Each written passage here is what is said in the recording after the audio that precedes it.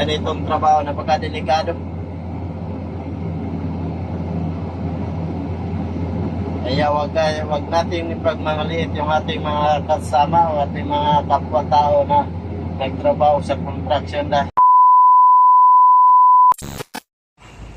So what's up mga bay mga kabets, update lang tayo dito sa ating ginagawa. Ito na yung area mga kabets na aming driving, no? So bali pa ano na kami, papunta na kami doon.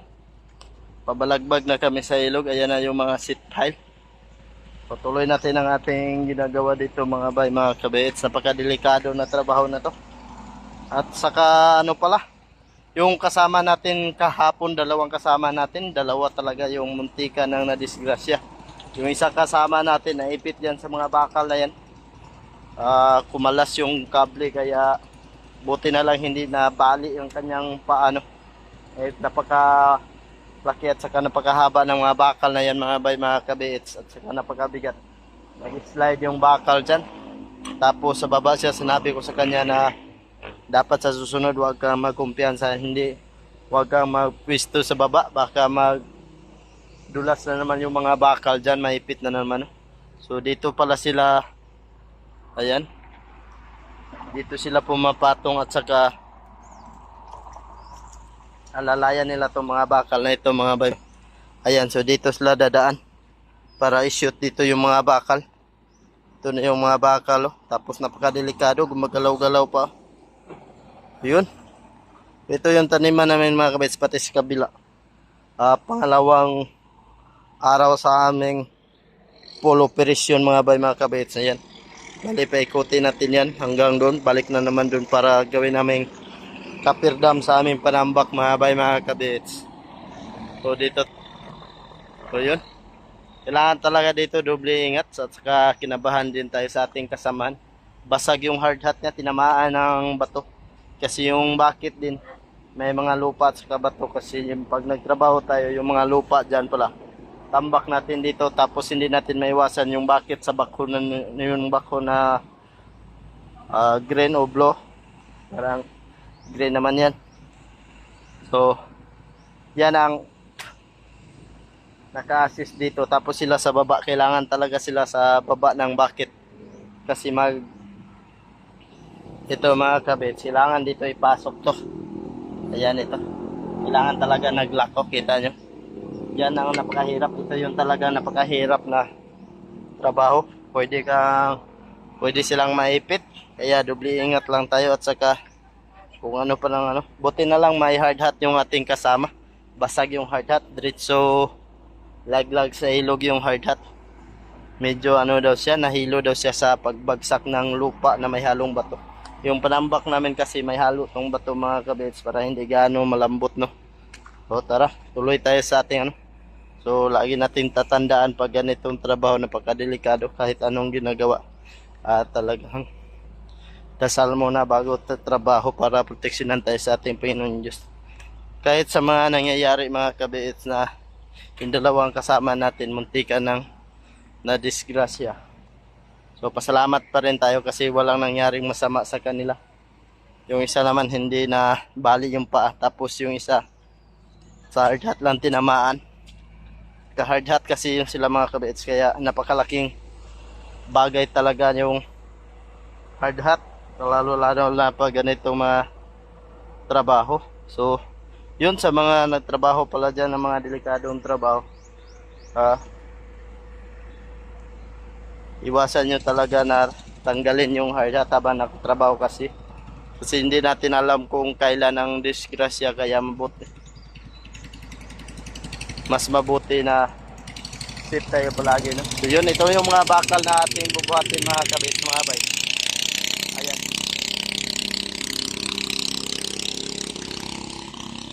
Dito naipit ang ating kasamahan, no? Ito nga bakal na to, nag-slide. Ito mga bakal na to mga kabit. So, nag-slide kasi yung isa, tapos dito siya sa baba. Hindi ka nang kanyang paa. Tara mga bay mga kabit. Diretso na tayo sa ating trabaho, tuloy na tayo.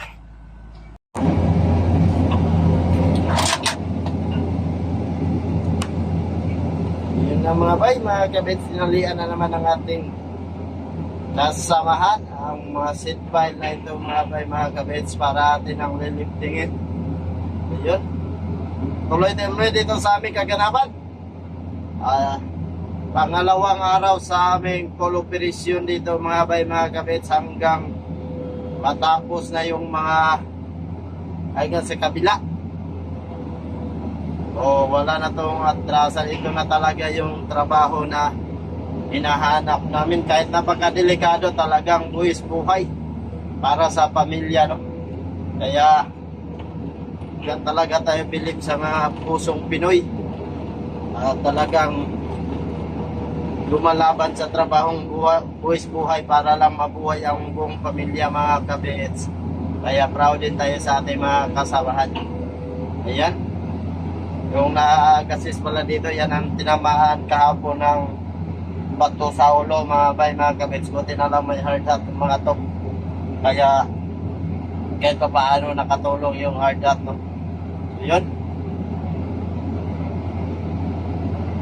Ayan mga kabits, kita yung bakal na yan kung gaano kahaba yan. 12 meters yung bakal na yan mga kabits.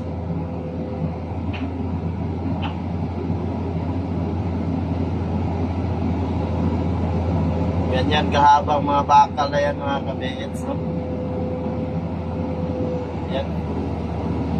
Hindi kasi maabot ng vibro o bangko ng vibro na may vibro, kaya tayo lang nag-assist dito para talian na lang. Kasi pag yung ano kasi vibro, hindi niya maabot kasi yung seat pile 12 meters. Hindi naman yan talaga kaya na abutin ng vibro kung hindi mahaba yung, hindi mataas yung panambak mo. Kaso yung panambak namin dito mga kabits, nagtipid kami sa panambak kasi binibili namin yung mga panambak dito, no? Kaya ang nangyari talaga, hindi talaga niya kaya abutin yung seat pile hanggang dulo kasi sumayad na, hindi na ma-check sa kanyang guide. Ayan, dito na naman tayo. Ito na yung area na sinasabi natin na napakadelikado na area. Ayan, tapos pabatong na yung mga kasamahan natin dyan. Ayan, dumadaan na sila dyan. Tapos ano yan, gumagalaw-galaw. Natakot din tayo baka matamaan sila, no? Kaya dahan-dahan lang talaga gagawin natin dito mga kabits para iwas tayo dito sa, hindi talaga to biro ng ganito mga trabaho mga bay. Tingnan nyo yung ating kasamaan, pumatong lang sa seat pile kung gaano ka nipis ang seat pile na yan mga bay.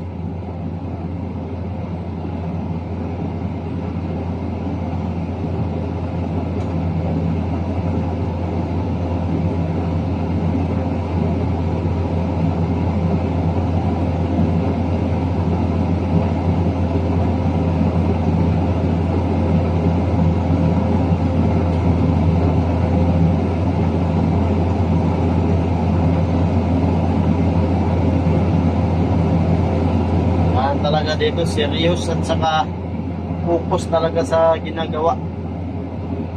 Ayan,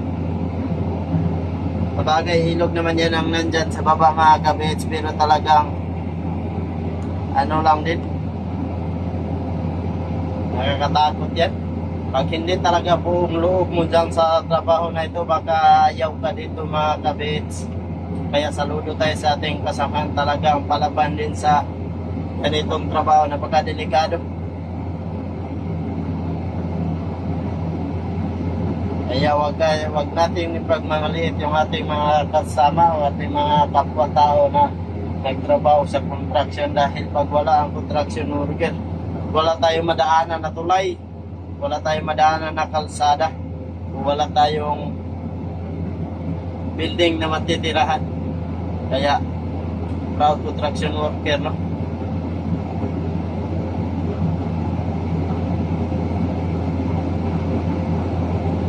Yan, kailangan na naman natin iurong yung ano natin dito, yung guide natin.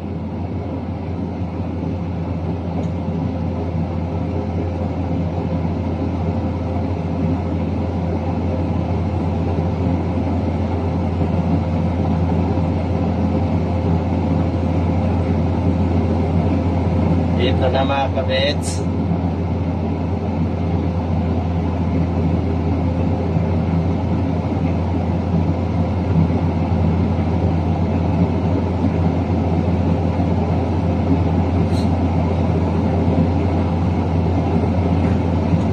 May mga lupa bang nalaglag alin sa bakit? Pinawasan na nga natin yan. Tapos yung mga tira-tira ba, pag nasagi sa kable talagang nalalaglag yung mga lupa.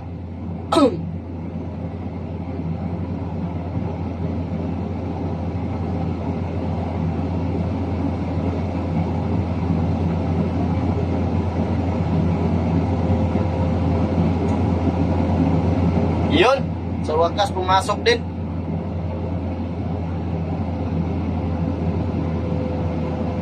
Yan, dahan-dahan lang natin baba para pumasok na. Ayan mga bay. Pasok na yan. Yun. Yan yung ginagawa namin dito.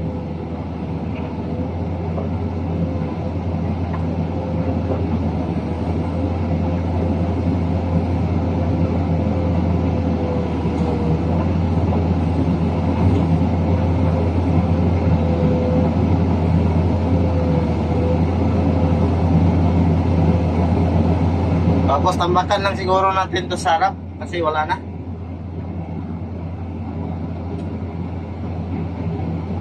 Talagang malayo na to. Hindi na ata kaya abutin ng ating vibro mga kabits. Kailangan na natin tambakan tong sa harap na to mga kabits ito. Ito banda. Kailangan na natin tambakan yan. So kukuha lang tayo ng lupa dito mga kabits dito sa kabila. Ito. Dito tayo kukuha ng lupa para tambak natin dito sa parte na ito. Baka biglang bumigay yung pinapatungan ng unit, yung bako.